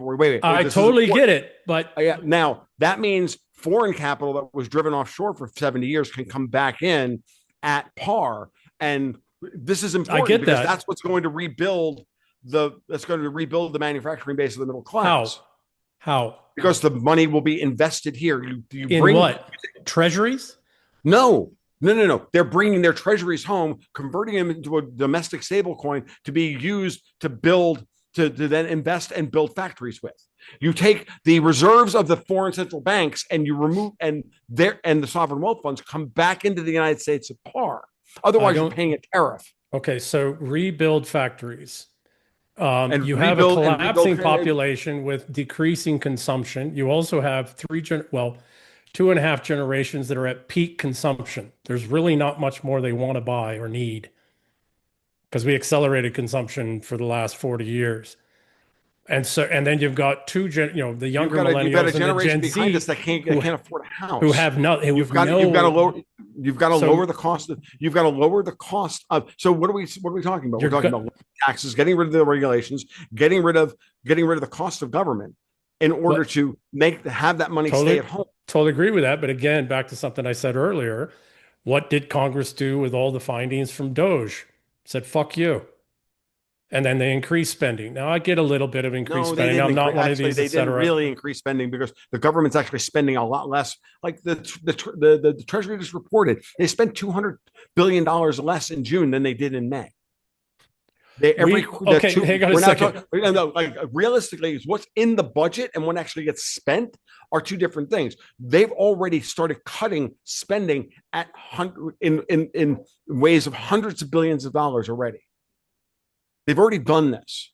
The budget deficit for fiscal year 2025 is going to come in a lot lower than it was supposed to, than it was budgeted as. Okay. The Treasury is not going to have to issue as many treasuries in order to fund government operations because those numbers are coming down. Okay. This is like, I get what you're worried about. I'm not saying these are not valid concerns, but we are seeing a fundamental turn in the way the government is actually operating. Okay, so again, hang on And a we're second. trying to get rid of, and then we're trying to get rid of, what do we have? If the government reduced spending by $500 billion this year, that $500 billion would have been shit we were sending overseas to bullshit anyways. Well, yeah. Well, again, and it's but artificial. it's not money that's coming in. That's not money that the American taxpayer has to then put on their back for the next 30 years to pay back, which is where the real loss is. Ian, like this is what I'm getting at is you're creating a system to turn the process back towards a stable system. Doge did not find nearly as much as Elon said he was I going think they to. found much more, actually. I think that's bullshit because earlier stuff that was coming out, I think they actually found much more. Well, and then they've already actually call it out, the corruption, and actually call out the mass amount of fraud. And that's there's only just so the much federal level, not even the states levels, right? And that's only so much you're going to get done with this Congress. Totally agree with that. Okay, so now let's the only conversation I'm hearing, yes, I hear manufacturing, I hear this, but hold on a second, Tommy, okay? All right. And there's a delay to both of you, so you both I got you. Okay, I got you. So every conversation I'm hearing is about how to keep the government funded and to not default, very much to a comment you just made about your biggest current concern is federal government default. The secondary conversation down from there is then a reshoring and manufacturing. Well, that's not like the 18th century and 19th century manufacturing. Most of that's going to be automated, and we're seeing that already. And it's big box manufacturing, so it's in certain locations, et cetera, that doesn't rebuild the middle class in the modern era. All it also does is the only ones it further and perpetuates is the managerial class. It doesn't help you with small to medium-sized. The managerial class not in these big box manufacturing, they're not, because that's the only jobs you need, excepting some of the tradespeoples to work on the machines and maintain the machines. So the secondary problem that we have related to all of that is that the younger generations that have the energy to go out and hustle and create new businesses are saddled with $2 trillion in student loans and rising. And debts and everything, their credit cards and everything are maxed out. So they're not even the point being is that everything I'm seeing is about saving the majors. And I don't hear a single conversation that actually relates whatsoever to actually enabling the mass amount of entrepreneurship that built this country and that led to a substantive middle class. And this also tied into that very much the conversation messaging that you and I've had of late is I don't see, if that was the real intent, you would be seeing things in the local banking that's working on local banking business intelligence, particularly because of the aging out of the boomers and the big. I'm going to say there's a couple of things. Let me pop in here real quick. Two things is one, we have a dearth of people who can actually do proper risk management. We have the banks are saddled with underwriting regulations because of Dodd-Frank that are destroyed, destroying the ability to actually get anywhere. Yeah. The supplemental leverage ratio, piece of trash. The supplemental leverage ratio was making these banks even more gun shy. So that stuff is moving. That stuff is changing. Banking regulations are being rewritten. The supplemental leverage ratio is going away. It doesn't open up new markets for treasuries. That's a side effect of it. What it's doing is opening up the ability, and will open up the ability for small and medium banks to allow them to make new loans at current risk valuations, to plug the holes in their balance sheets created by Powell having to raise interest rates to 5.5%. All these small banks are struggling. You can see it. They're struggling with being able to attract capital to do the work. I'm fighting with my local credit union I've been doing business with these people for 35 years, and their underwriting regulations their rules are so strict they can't even grok basic.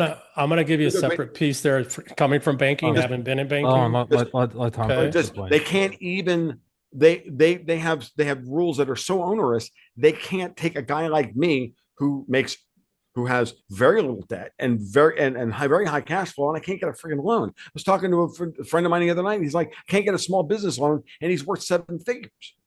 right? Because of the way his money flows through, because it's all tied to either having a W-2, being a wage slave. If you've got a W-2 at the end of the year and you make 300 grand a year, you can go get a loan, you can go get a mortgage tomorrow.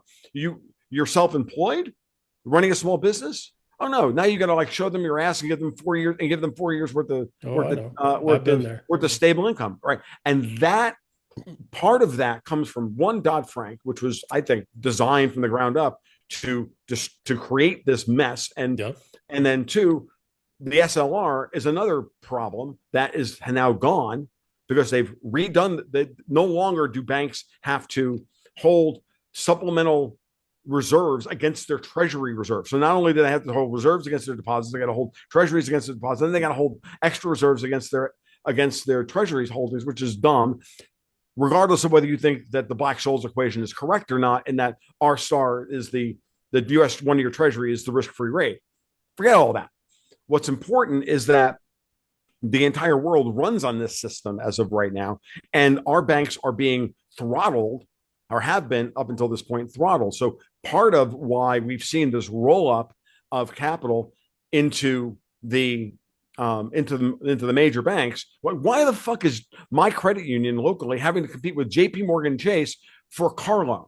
It doesn't make any sense. 1994 Banking Deregulation Act. That and Dodd-Frank. Okay. Yeah, well, Dodd-Frank came along and the SLR and all those things. So those things are going away. And that's going to make it easier for local banks to lend against projects that are happening locally.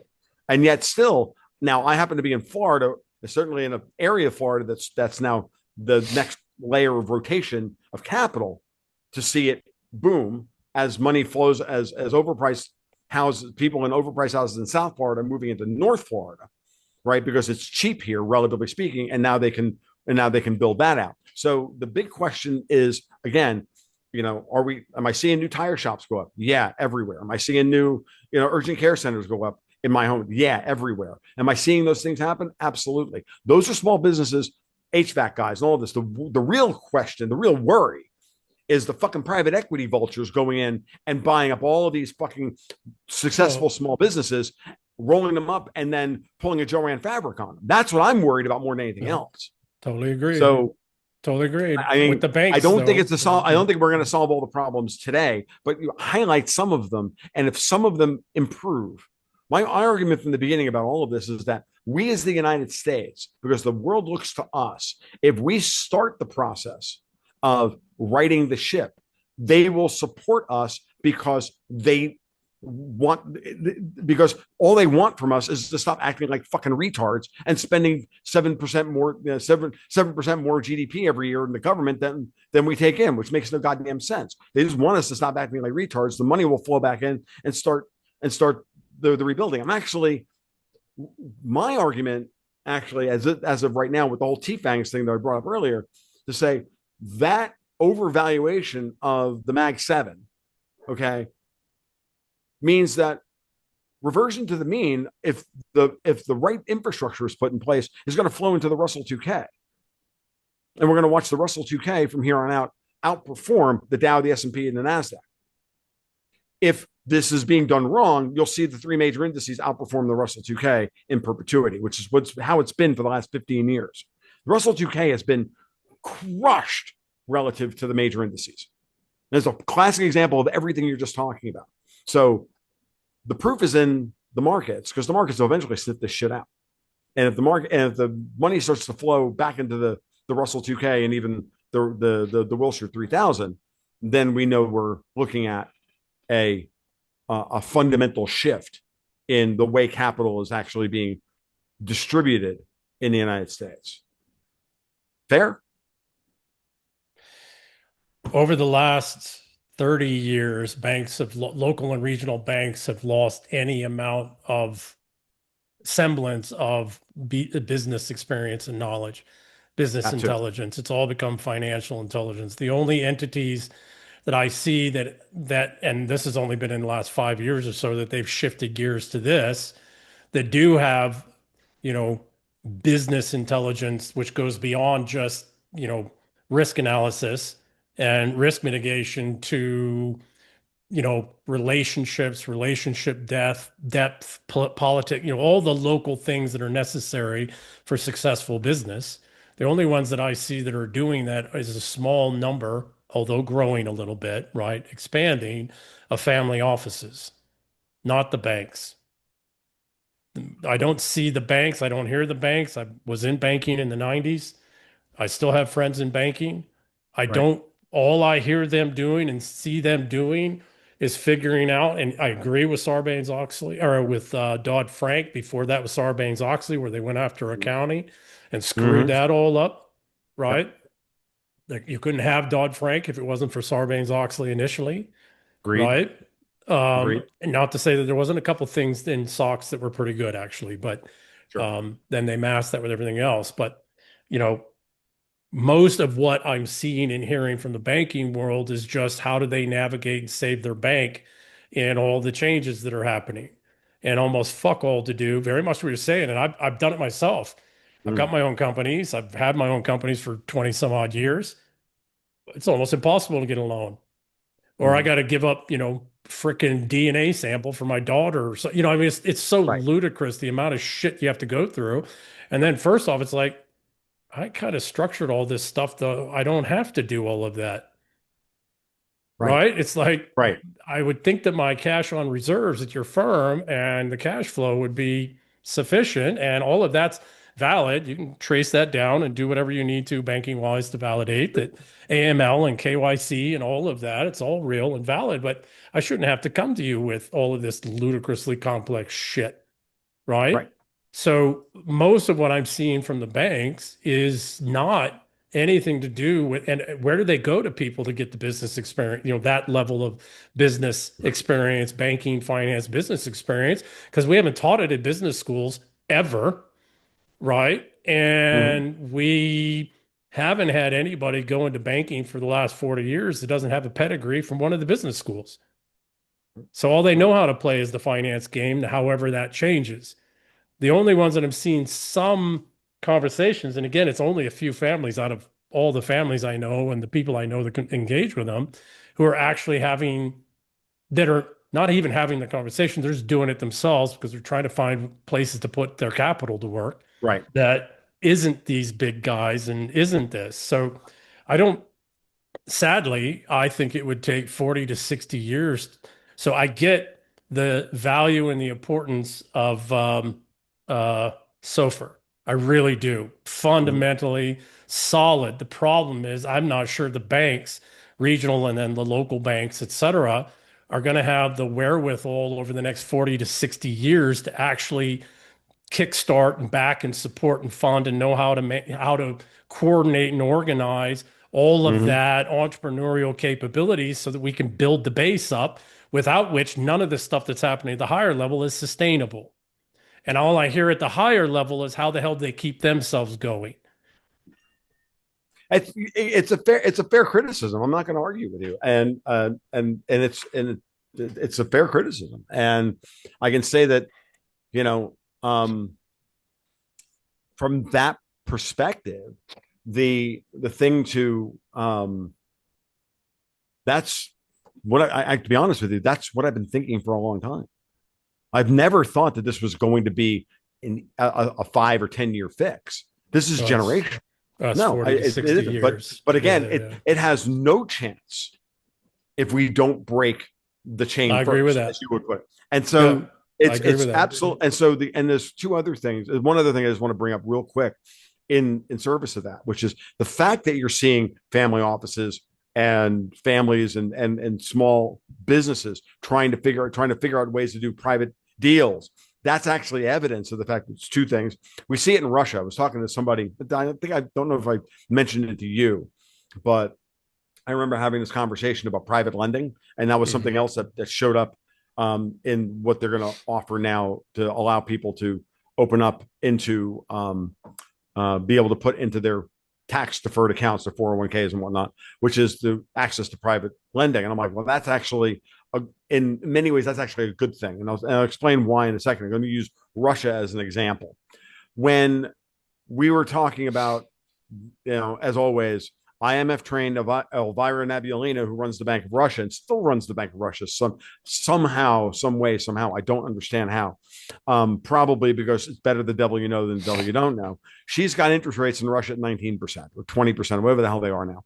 They're something ludicrous, and they're still ludicrous. And I said, and everybody's like, she's starving the Russian economy of capital. I'm like, well, then you should see the rise of private lending, where people are willing to come in and fund your business loan at 8% because they've got capital sitting on the sidelines and no one else to do with it. And they're making 19%, in the T-bill market, right? The Russian T-bill market for however big that is. And they're like, that's exactly what we're seeing. And I checked with this. The growth of private lending in Russia is exploding year over year since Nabulina went to 20% and is still trying to fight inflation, which in Russia is always price inflation. Well, I think she's also fighting all of the financial system attacks on Russia as well. Sure, fair. Of course, she's fighting all those things, and that's why she's doing what she's doing. And what that's doing is it's actually pushing the Bank of Russia out of the primary role centrality of the lending market, which is actually a good thing because now it's private lending doing risk analysis on a case-by-case basis in order to get stuff done and build the Russian middle and to build local businesses and everything else.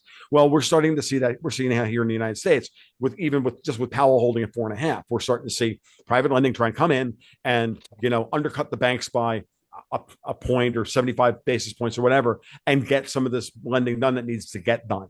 And we don't see it flowing through the banks. That's again. Everybody complains that the banks have too much fucking power and the big banks have too much power and the Federal Reserve has too much power. Well, the Federal Reserve, in order to protect itself and to protect the government and the banking and the majors and the Treasury market, that's its primary focus, right? That's its job. It's its primary job.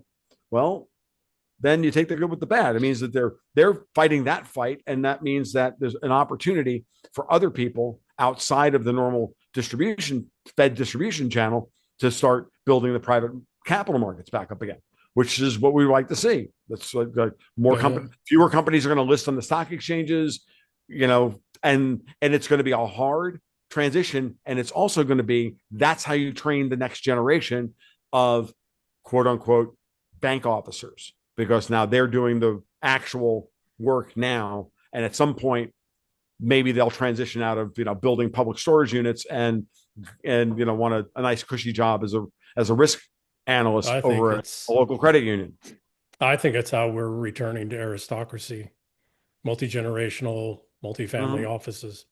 I think we're already there because the banks didn't control themselves over the last century and they let this all run away and they just invalidated themselves. So fair enough. What I'm seeing is, and that's not just in in the US, but it'll happen in Europe once they finally get broken and capital in Europe is like, well, we're done playing a game. And what's getting bankrupted around the world is not necessarily industry and capital, although governments are trying to do that. What's getting bankrupted is government. Yes. And the scary thing is, and quite literally, is that unfortunately, because of the Westphalian and the inglorious model that we're all living under, they have the legal use of violence in their borders and don't think that they won't use it to keep themselves funded and supported and backed. And so, I mean, that's somewhat of an aside, but it's not. So if we can get through this period it's of not time, really, but I think it's a very valid point. I think that all the things that we brought up today are things that people need to be watching for. And if you're in a position to do, the work that is clearly that we've identified isn't being done, well, people ask me all the time, okay, so, what do you, all these things are happening. What do we do about it? Anything you can. Well, I mean, that's about the best answer you can give. Well, no, what I mean you is can. We just laid out like 4 or 5 different potential opportunities here if you have the means and you have those means. And one of the things that I'm seeing within the I'm talking about the responsible crypto space. I'm talking about the guys who get it, why Bitcoin matters. I see them as builders. I talk to them all the time, the good ones. I'm not talking about the number go up guys who just want to make fucking money off of number go up. That's not what I'm not talking about those guys. I'm talking about the guys who are taking that money or taking that Bitcoin that they've They speculated on it early. They held on to it. They believed in it. And now they're deploying it to build real businesses that do the things to fill in the places where we're not, where the traditional markets are not serving. And I think that's part of what's happening here. And it's in every gilded age, there are new wealthy elites that come out of it. And if there are wealthy elites that are the Bitcoin guys that got in it, and that's the structural system, as long as they put their again, back to the algorithmic, as long as they put their skin in the game to build the world, as long as they put their capital back to work in the real economy and they participate in that information feedback cycle that's absolutely essential, which is really what Adam Smith was talking about. And people need to realize that Wealth of Nations is the second book in the series, and you need to go read the first one on moral sentiments or whatever it is to really understand what Adam Smith was saying. As long as they're doing that, well, then, okay, great, I'll fight for you. But well, I mean, may or may not for I agree. And so, like everything else, there's a spectrum of behavior in every, in all business. There are responsible bankers. There are shitbags. There are good property developers and good construction. So to this, one of the things I'd really like to see, and to this conversation, is I'd really like to see some of the more knowledgeable tokenized asset people having a real conversation with the public about how we keep and prevent this from getting corrupted, how we keep and prevent the federal government stepping in and local government stepping in and raping this, wealth transition period to recapitalize government. Yeah, no, right? And I'll tell you that, I mean, I've spoken with a lot of Bitcoiners over the years. I get on. They love having me on the podcast because, and I can tell you that to a man, they're all. That's what the conversation they have all the time. That's their focus. That's their ethos. Well, we're not. And I don't play in that world because I chose not to. But I'll tell you, the worlds I do play in, we're not hearing that. We don't talk to those guys. We don't engage with those guys. Those guys don't engage with us. And the truth of the matter is, when it comes right down to it, it really comes down to who's going to fight for who, for what reason. And if you guys are building a better world, you might want to, and you are building in the checks on balance best that can be to keep this from going off the rails. Because right now in these early days is when all this shit gets corrupted because we're not paying attention. You might want to. And oh, by the way, the people that would take this off the rails are the ones that go to violence in a heartbeat, like we just saw in LA, right? Like we're seeing with the bombing in Damascus, and we're seeing with this attempt to World War III. So these folks that maybe are putting these guardrails in because they understand this infrastructure stuff might want to be having a conversation with the very guys that, should this go violent, are the very guys that they're going to need to protect and secure them so they can finish this work. Yep. We'll agree with that completely. So I think we're done. Yeah. I don't think I have any more. Like, no, I think we're good. Yeah. I think that was good enough. Only time I was interjecting is I think I have a different delay from you guys. So gotcha. Yeah, no, I personally don't give a shit about interrupting. It was just me personally. Yeah, fucking you. It's already hard enough for me to understand this shit. It's all black magic to me. But yeah, your job is facilitator, Tommy. Listen, it's strippers getting shit done. Strippers. That's what I took out of this. Those are my notes. All right. This should be known as StripperCast. Not. You want me to change it to StripperCast? I made the title Epstein because I didn't know what the fuck else it would be because that's all anyone's talked about. And then this is like the first show I've done in 2 weeks. That wasn't Epstein. So, I don't know. Well, let's close it back and we'll bring it back to give it the title. What we're undoing is the Maxwell Epstein network and system. It goes back to the 40s. So, I mean, I don't have to change the thumbnail. We can bring it back together because that's really what we're up against now. And that's what we're fighting against, both physically and financially and et cetera. And I think there's a real thirst to get that done. And, the question is just a matter of, harnessing it in a way that is constructive. And I think that's the big worry. If I can give you one piece, Tom, right, is that just from me talking to a friend, right? Yeah. Talking with a friend, not to a friend. the new Gilded Age guys, the digital asset guys, the new wealth really needs to talk to the practical people, to the common people, and really needs to start investing in them because all of your digital assets and wealth aren't going to be fuck all if there isn't an actual, real, broad, expanding economy out there. And you're not going to get the buy-in and protection of people who are not just necessarily through violence, but through information sharing and intelligence and calming a community down or recognizing a threat and dealing with it before it becomes violent.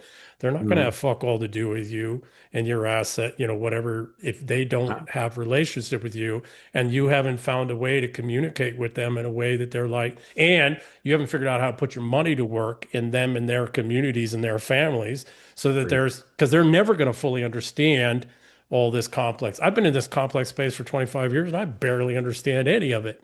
No, Right. the biggest worry is that is like everything else. The biggest worry is that you have way too many people who are spurgy, for lack of a better term, who get it intellectually but don't feel it, right? Well, they And can't connect it to reality, base yeah, but reality. that's Yeah, what yeah. that's kind of what I'm getting at.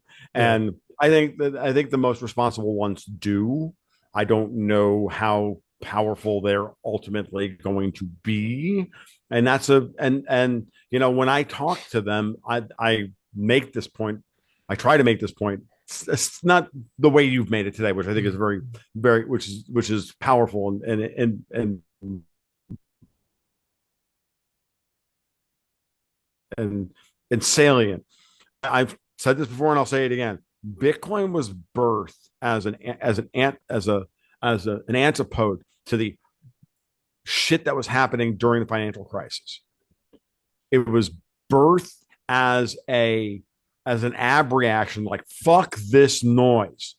We need a hard digital asset that can compete with these sons of bitches and capture and start capturing that and create a thing outside of this government, But private public partnership. No, that's what I'm saying is, but they birthed it and it mostly grew during a time when they weren't fighting it. yeah, but here's the problem Now the fight's here, and you yeah, don't know whether it's going to be strong enough to survive or not. I said it before, when the Fed was like acting globally and destroying the fucking dollar on purpose, Bitcoin had its greatest growth. yeah.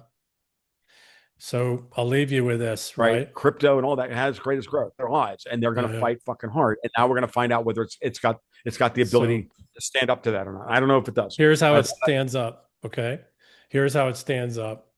We have to disintermediate society and civilization by getting the elites and their people to talk directly to one another again. Absolutely. That's the only way any of this. So we don't get this bullshit Epstein stuff that's pumped out there, the gotchas, the get yous, the stuff that forces people in the loyalty test they don't even know they're in.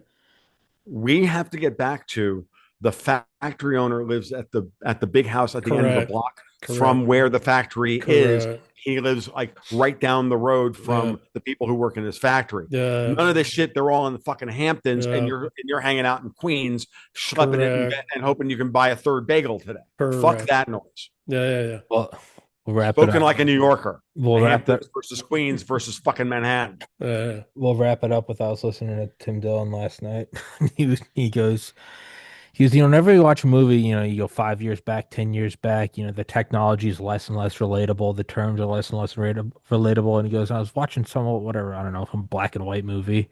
And he goes, none of it works. And it's not because the technology is different or anything. It's because the movie's about like, oh, this guy's got to save the factory in the town. He goes, there are no factories and there are no fucking towns. Everyone's on fentanyl. And he's like, these things don't even, it's not that like they're using different slang or the cars are different. He's like, everyone's not employed. Not by the same thing. There's no employment. There's nothing's being made. Okay.